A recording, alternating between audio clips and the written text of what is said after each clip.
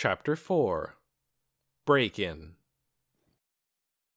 Sometime in the middle of that night, as the rain fell and Nicky slept, someone, or something, came out of the forest above the town.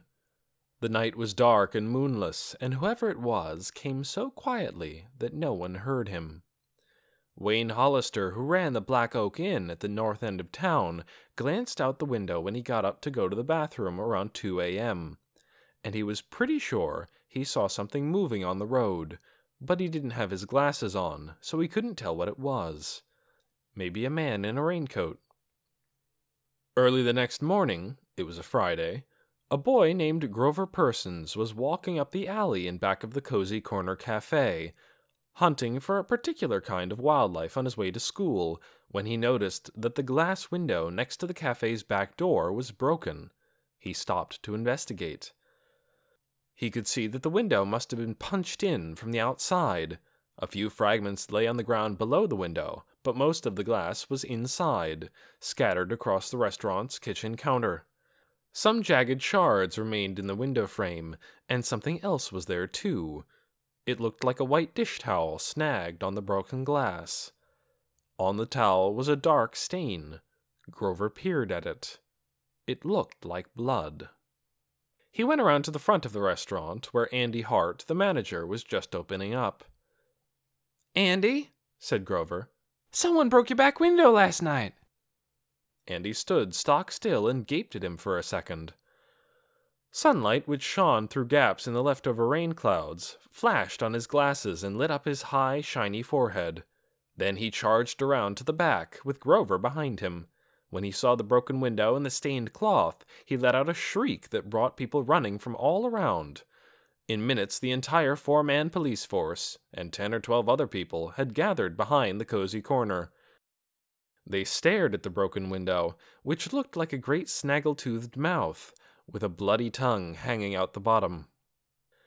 "Stay back," said Chief of Police Ralph Gurney. "Don't touch anything. This is a crime scene."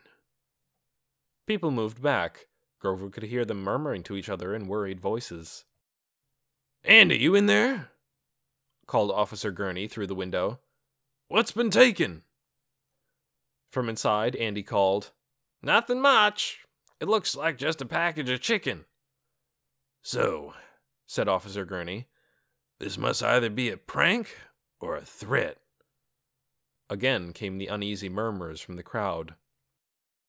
At another time, this broken window might have seemed like a minor incident. After all, no one was hurt, not much was stolen, but people were already on edge. It had been more than 6 months since Althea Tower had had her terrible vision, and every day that vision seemed closer to coming true. Just last night, the Phalanx nations had announced that they had missiles deployed in 14 countries. The United States had replied by raising the alert level to 7. Everyone knew that terrorists were all over the place. It seemed that the evils of the world were coming far too close for comfort. Officer Gurney ran a strip of yellow tape around the back area of the cafe, roping it off so no one could disturb the sight. Then he scanned the crowd. His eyes lit on a comfortably plump woman wearing a red down jacket that made her look even plumper. She had a short, brownish-blonde ponytail that stuck out through a hole in her red baseball hat. "Brenda," said Officer Gurney, "what do you think?" Grover was in danger of being late for school by this time. He'd already been late twice this month. If he was late again, he might get a note sent home to his parents. But he had to risk it. This was too interesting to miss. The woman stepped forward. Grover knew her, of course. Everyone did. Mrs. Brenda Beeson was the one who had figured out the prophet's mumbled words and explained what they meant. She and her committee, the Reverend Loomis, Mayor Orville Milton, Police Chief Ralph Gurney, and a few others, were the most important people in town. Officer Gurney raised the yellow tape so Mrs. Beeson could duck under it. She stood before the window a long time, her back to the crowd, while everyone waited to see what she would say. Clouds sailed slowly across the sun, turning everything dark and light and dark again. To Grover, it seemed like ages they all stood there, holding their breath. He resigned himself to being late for school and started thinking up creative excuses. The front door of his house had stuck and he couldn't get it open. His father needed him to help fish drowned rats out of flooded basements. His knee had popped out of joint and stayed out for half an hour. Finally, Mrs. Beeson turned to face them. "Well, it just goes to show," she said. "We never used to have people breaking windows and stealing things. For all our hard work, we've still got bad eggs among us." She gave an exasperated sigh, and her breath made a puff of fog in the chilly air. "If this is someone's idea of fun, that person should be very, very ashamed of himself. This is no time for wild, stupid behavior." "It's probably kids," said a man standing near Grover. Why did people always blame kids for things like this? As far as Grover could tell, grown-ups caused a lot more trouble in the world than kids. "On the other hand," said Mrs. Beeson, "it could be a threat or a warning. We've heard the reports about someone wandering around in the hills." She glanced back at the bloody rag hanging in the window. "It might even be a message of some sort. It looks to me like that stain could be a letter, maybe an S or an R." Grover squinted at the stain on the cloth. To him it looked more like an A, or maybe even just a random blotch. "It might be a B," said someone standing near him. "Or an H," said someone else. Mrs. Beeson nodded. "Could be," she said. "The S could stand for sin, or if it's an R, it could stand for ruin. If you let me have that piece of cloth, Ralph, I'll show it to Althea and see if she has anything to say about it."